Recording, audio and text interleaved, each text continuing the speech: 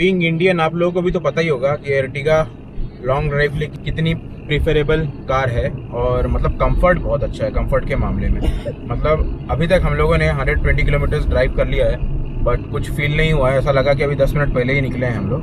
मुझे तो मतलब कुछ फील ही नहीं हो रहा है कि अभी इतना निकल गए हैं, हमने 120 किलोमीटर ड्राइव कर लिया है।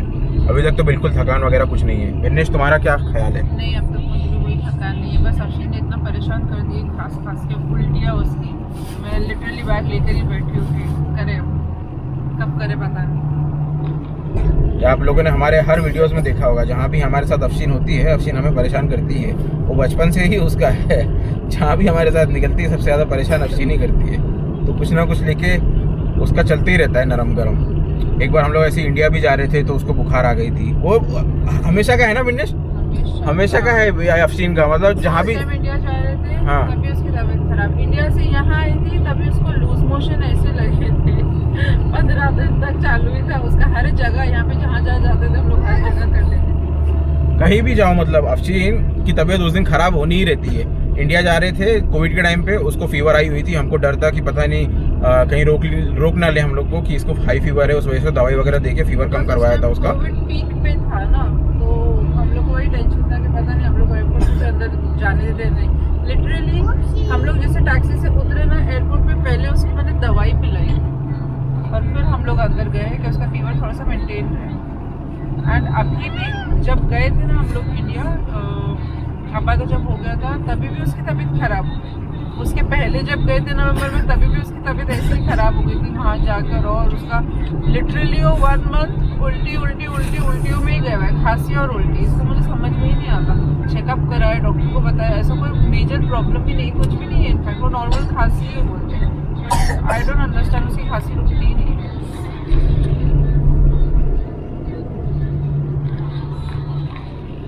सो बेसिकली अफशीन का ये नॉर्मली है। मतलब कहीं भी निकलना हो, कुछ होना हो, अफशीन की तबीयत खराब रहेगी उस दिन।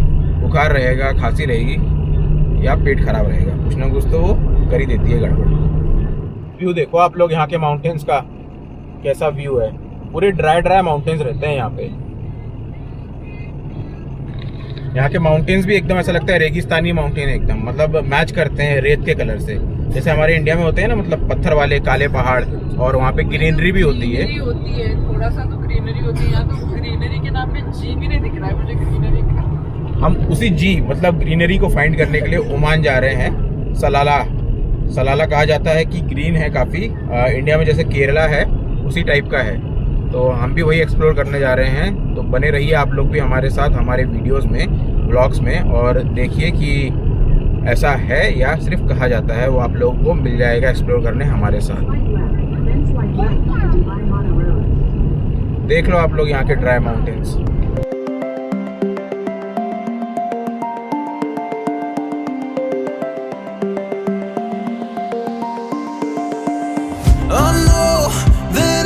जैसे जैसे हम लोग बॉर्डर के करीब पहुंच रहे हैं, आपने देखा होगा थोड़ी ग्रीनरी दिख रही है पेड़ों में। देखो यहाँ पे थोड़ी हरियाली है।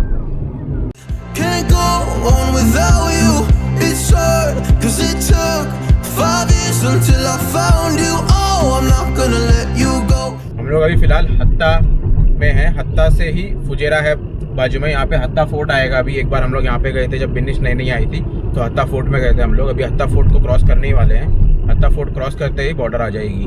तो आप हत्ता फुजेरा साइड में अगर देखोगे तो आपको थोड़ी ग्रीनरी मिलेगी as compare to Dubai, Sharjah, Abu Dhabi, और अलेन में भी थोड़ी ग्रीनरी है। सेम उसी टाइप यहाँ फुजेरा, हत्ता में ग्रीनरी होती है।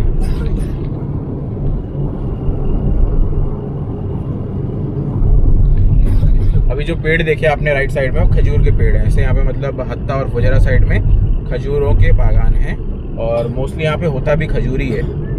फुजेरा में वैसे थोड़े और चीज़ों की खेती भी होती है, जैसे टमाटर कह लो या पुदीना कह लो या कोतमीर, पालक। और एक बार रासिल खेमा में हम लोगों ने जब आ रहे थे तो वहाँ से हमने देखा था पालक की खेती भी हो रही थी वहाँ पे।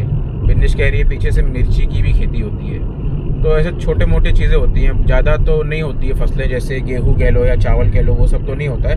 बट यहाँ की गवर्नमेंट प्लान बना रही है कि वैसा भी कुछ किया जाए। तो मैंने बीच में न्यूज़ पढ़ी थी कि कुछ ऐसी फील्ड्स बना रहे हैं ये ग्रीन फील्ड, जहाँ पे वीट वगैरह ग्रो किया जा सके। आपने वैसे ये भी सुना होगा कि यूएई में ये लोग क्लाउड सीडिंग के थ्रू रेन करवाते हैं, तो क्लाइमेट थोड़ा बहुत अभी मतलब चेंज हुआ है, ठंडा रहता है कुछ टाइम के लिए, बट जून से तो गर्मी ही रहती है, जून से सितंबर अक्टूबर तक बेसिकली। सो नवंबर से ही मौसम ठीक होता है और वही पीक पीरियड है जब टूरिस्ट ज़्यादा आते हैं। अदरवाइज़ तो यहाँ के लोग भी जून से लेके अक्टूबर तक में बाहर ट्रैवल करना ही प्रेफर करते हैं, और बहुत सारे लोग जैसे यूरोपियन कंट्रीज़ के हो गए, यूएस के लोग हो गए, वो प्रेफर करते हैं कि कंट्री के बाहर ही रहें उस टाइम पीरियड में। After every 5 to 10 to 15 minutes एक मॉस्क दिखेगी, मतलब पास में, इतना पास में। हाँ, अगर मेन हाईवे हो और बिल्कुल ही कुछ नहीं हो तो भी बीच में कहीं उन लोगों ने पेट्रोल स्टेशन जिधर है वहाँ मॉस्क भी है, मतलब आजू बाजू में ही उन्होंने बनाया है, हर जगह मॉस्क है और इतने ब्यूटीफुल मॉस्क है, देखने लायक। Oh, I'm gonna hold you close. It's hard, 'cause it took 5 years until I found you. We're just getting started. सो अगर यहाँ से एग्जिट लेते हो आप राइट साइड में, तो आपको हत्ता डैम और हत्ता हेरिटेज विलेज भी मिल जाएगी। मतलब यहाँ की विलेजेस बहुत ही मतलब पुराने टाइप में लोग कैसे रहते थे उस टाइप में आपको देखने मिल जाएगा। अगर आपको एक्सप्लोर करना है तो आप उधर जा सकते हो। वैसे हम लोग हत्ता डैम भी विजिट कर चुके हैं, बिन्नेश कुछ इन्फॉर्मेशन दे रही है उसके बारे में। हत्ता डैम गए थे पर वो पानी पूरा सूख गया था, उसमें वो डैम में कुछ पानी नहीं था। हम कहाँ नहीं था ना, वहाँ पे एक्टिविटीज थी ना बोटिंग वगैरह की। किधर? हत्ता डैम में डैम बना रहे थे वो लोग नया, वहाँ पे तो कुछ नहीं था ना। और इसी बीच में देख लो छोटा सा एक और विलेज आया हुआ है और यहाँ पे भी मॉस्क है। देखो मतलब रोड पे ही दी हुई है मॉस्क, आपको अपनी प्रेयर्स वगैरह ऑफर करनी है तो आप ऑफर कर दो। हाँ, तो बिन्नेश क्या कह रही थी? मतलब उन्होंने एक ऐसा डैम था, वो पूरा एम्प्टी था, मतलब वहाँ पे कुछ पानी नहीं था क्योंकि वो लोग एम्प्टी नहीं था बिन्नेश। अरे वो वाला बना रहे थे ना जहाँ पे हमने पार्क किए थे कार, तुमने तो बोले ये अभी अरे वो डैम में नीचे साइड में शायद, पता नहीं, वो वहाँ पे पार्किंग थी, पानी उसके पीछे रहेगा ना।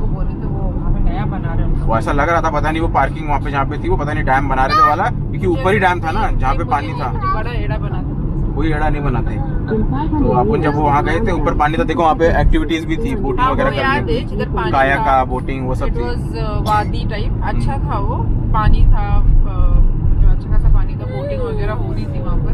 और अभी तो और भी डेवलप कर दिया है। और इसी बीच में हम लोग हत्ता फोर्ट के पास पहुँच गए हैं, आप भी मजे ले लो व्यू के। I can't control myself lately. Oh, but you know that, yeah, you know that, yeah, you know that, yeah, you know it. We're just getting started, baby. तो ये हमारे लेफ्ट साइड से गुजरा हत्ता फोर्ट होटल, और अब हम border की तरफ पहुंच रहे हैं और ही नज़दीक आ गए हैं। हाँ बिन्नेश क्या कह रही थी? मैं कह रही थी जो मज़ा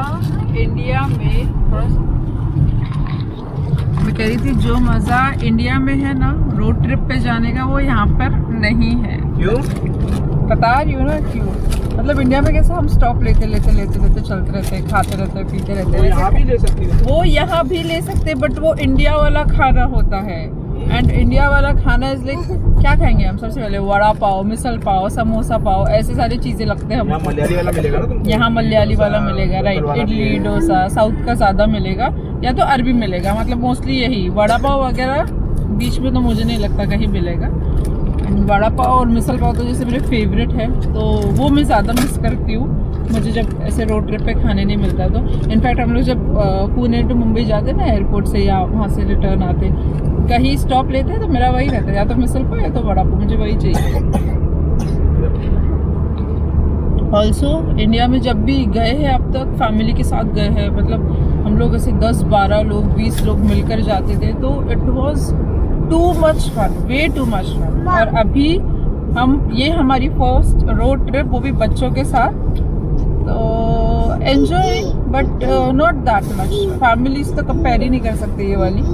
अभी भी हम लोग बीच में जब गए थे लास्ट ट्रिप, मेरे ख्याल से ये सब शीन लास्ट बड़ी ट्रिप हम लोग नगर गए थे, राइट? नगर गए थे, नहीं नगर गए थे ना, उसके पहले महाबलेश्वर गए थे। अभी ताबशी की शादी में गए थे, ट्रिप जो हुई वो महाबलेश्वर हुई ना, ताबशी की शादी के टाइम पे नगर गए थे। ठीक है, गए होंगे। हाँ, और उसके पहले महाबलेश्वर गए थे, जो गए थे महाबलेश्वर लंबा। मतलब अच्छे 20 लोग मिलके बस करके गए थे उस टाइम पे तो। हथमाजी वादियाँ आ गई राइट साइड में। अच्छा एंजॉय किए थे हम लोगों ने। वादी आई है, वादी हब। अच्छा, what is the meaning of वादी? वादी मतलब पहाड़ के बीच में से नदी निकलती है, पानी जमा रहता है, उसको वादी कहते हैं। हाँ राइट। ये मुझे पता था, मैं एक्सप्लेन करने बोल रही हूँ कि लोगों को नहीं पता होगा ना वादी क्या है। वादी वादी बोल रहे। हाँ जी। सो बिन्निश कह रही है इंडिया की रोड ट्रिप बहुत अच्छी है, बट बिन्निश ने जो दिया वो फीडबैक एज अ पैसेंजर दिया। एज अ ड्राइवर मैं कहूँगा कि रोड ट्रिप यूएई की अभी तक बहुत अच्छी रही है, क्योंकि रोड्स इतने अच्छे हैं ना, मतलब सेफ्टी पॉइंट ऑफ व्यू से इंडिया के रोड्स आप देखो तो चलाते चलाते थक जाता है इंसान, भले ही इतने ब्रेक लेते एंजॉय करते हुए जाते हो आप लोग, लेकिन यहाँ पे रोड्स इतने अच्छे हैं। अभी तक हम लोग ने 150 किलोमीटर अराउंड कवर कर लिया है और थकान अभी तक कुछ भी नहीं है। और सेफ्टी पॉइंट ऑफ व्यू से डिवाइडर बने हुए हैं, राइट हैंड साइड का ट्रैफिक राइट हैंड साइड से चल रहा है, लेफ्ट हैंड साइड का ट्रैफिक लेफ्ट हैंड साइड से चल रहा है। तो सेफ्टी भी है, ड्राइव करने में मज़ा भी आ रहा है, रोड काफ़ी अच्छे हैं, देख लो आप लोग भी।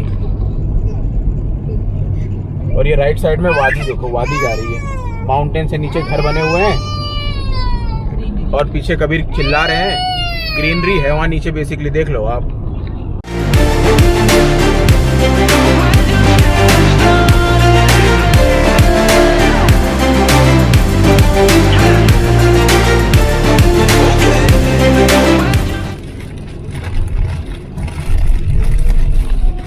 सो हम लोग चेक पोस्ट पे पहुंच गए हैं। अभी बॉर्डर पे रिकॉर्डिंग तो अलाउड नहीं होगी, जितना भी कर सकते हैं बता सकते हैं, आपको बताएंगे।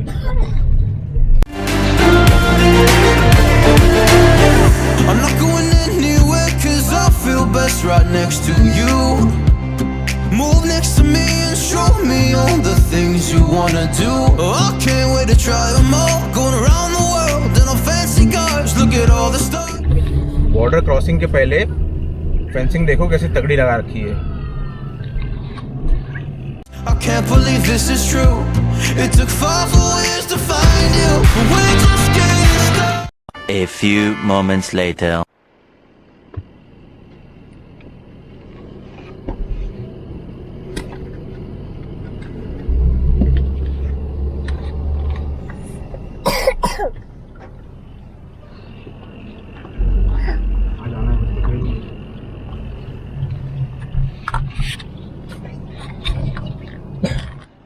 तो अभी हम लोगों ने यूएई का बॉर्डर क्रॉस कर लिया है।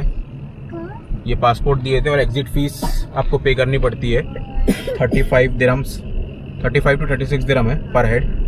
वो फीस हम लोग ने पे कर दी है और अभी ओमान में एंटर कर लिए है। अभी ओमान में वीज़ा लेना है, कस्टम क्लियर करना है, तो वही फिगर आउट कर रहे हैं कहाँ जाना है, कैसे करना है।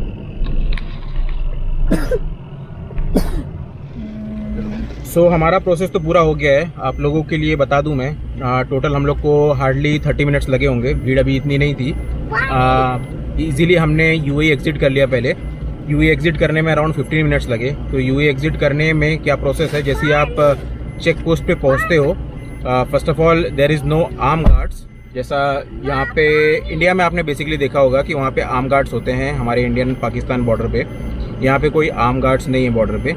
सो चेक पोस्ट पे आप जैसे ही पहुँचेंगे, चेक पोस्ट पे पहले आपका पासपोर्ट लेंगे वो लोग और पूछेंगे कितने लोग हैं। तो हम लोग 4 लोग थे, 4 लोग के हिसाब से आपको एग्जिट फ़ी पे करनी पड़ेगी। 36 दिरहम पर पर्सन एग्जिट फ़ीस है। आप कैश के थ्रू पे कर सकते हो और कार्ड के थ्रू पे कर सकते हो। देन एग्जिट फ़ी पे करने के बाद सेकेंड चेक पोस्ट पे आप जाओगे। सेकेंड चेक पोस्ट पे आपसे वो बंदा आपके पासपोर्ट लेगा और वहाँ पे एग्जिट का स्टैम्प कर देगा। देन यूएई का गेट ओपन हो जाता है, आप एग्जिट कर जाते हो।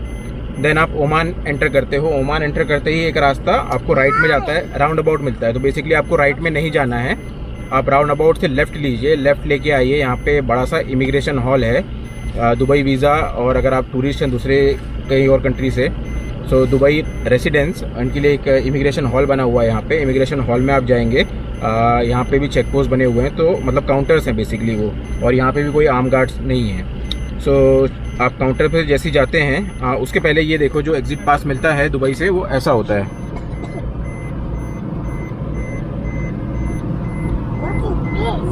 अभी शिफ्ट गए। सो एग्जिट पास देखा आपने। एग्जिट पास ऐसा होता है और जैसे ही आप एग्जिट करते हो ये पासेस को फाड़ दिया जाता है साइड से, कुछ इस तरह से। ये देखो फाड़ दिया है ताकि लोग उसको रीयूज़ ना कर पाएँ। पता नहीं करते भी होंगे लोग, तो बेसिकली अवॉइड करने के लिए वो सिचुएशन को ये लोग उसे फाड़ देते हैं। देन आप ओमान के जब इमिग्रेशन में आते हो तो यहाँ पे आपको अगेन पासपोर्ट प्रेजेंट करना है, आपका ओमान का इंश्योरेंस प्रेजेंट करना है। नहीं है तो यहाँ से ले लीजिए, काउंटर है वहाँ पे मिलता है ओमान का इंश्योरेंस। आई थिंक 100 दिरहम्स या 200 दिरहम्स कुछ कॉस्ट होगी ओमान इंश्योरेंस की फॉर 7 डेज़ और 10 डेज़। वो आप चेक कर लीजिएगा यहाँ पे काउंटर पे जो है उनसे, और वीज़ा ले लीजिएगा।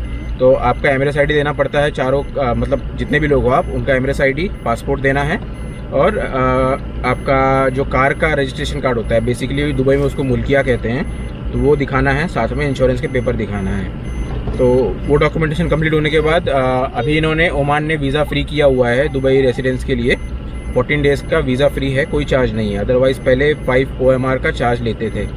बट टूरिज़्म को प्रमोट करने के लिए इन लोगों ने फ़िलहाल वीज़ा फ्री किया हुआ है। काफ़ी नेशनैलिटीज़ एंड कंट्रीज़ का वीज़ा फ्री है, तो वो चेक कर लीजिएगा आप लोग कि कैसा सिस्टम है।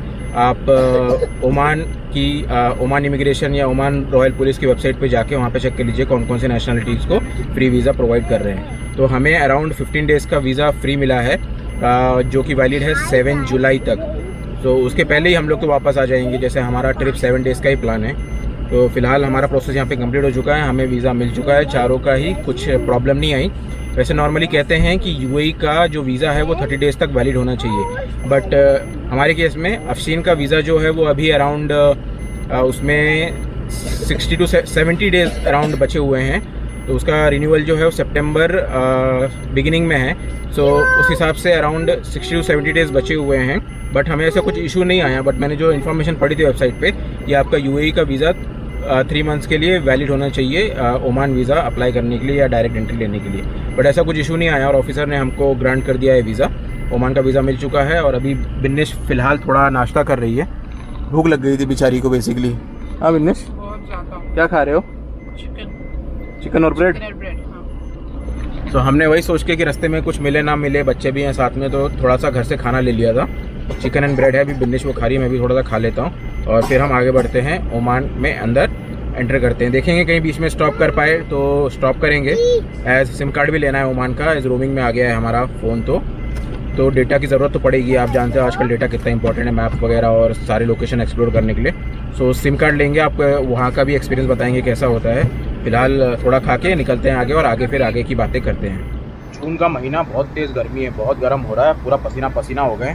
और मेरे पीछे आप देख सकते हो वहाँ पे अभी हम लोग को जाना है कार में, चेकिंग होगी। जैसे हमारी चेकिंग होती है ना एयरपोर्ट पे, वैसे सारी चेकिंग होगी अभी कार की, सामान की, और उसके बाद फिर हम लोग आगे बढ़ेंगे। सो बहुत गर्म हो रहा है, फटाफट से कार में चलते हैं, पसीना पसीना हो रहे हैं, बच्चे पसीना पसीना हो गए हैं। आगे बढ़ते हैं और AC ऑन कर देते हैं एकदम फुल पे।